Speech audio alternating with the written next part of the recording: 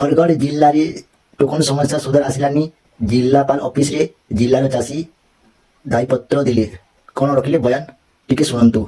नौटंकी सरकार मुर्दाबाद मुर्दाबाद मुर्दाबाद नौटंकी सरकार केबीसी की दो मुर्दाबाद मुर्दाबाद मुर्दाबाद नौटंकी सरकार केबीसी की दो मुर्दाबाद मुर्दाबाद मुर्दाबाद आपण माने देखु तुबी आज्ञा बयस देखो घरे किए न से आज्ञा निजे ताकर कारण पाइबा लागि धान रखी करी चाष करी करबी ताकेन ना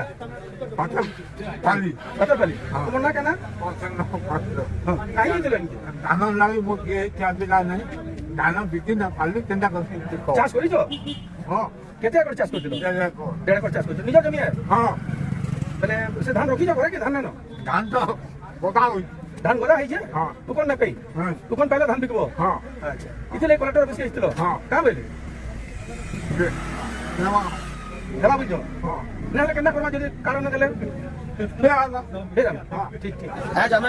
जेन चाषी मान सरकार एत दिन जाके ना कि जेन चाषी मान जमी परिमाण रे टोकन रे कम दान आसी और जेन चाषी मान 2 नंबर टोकन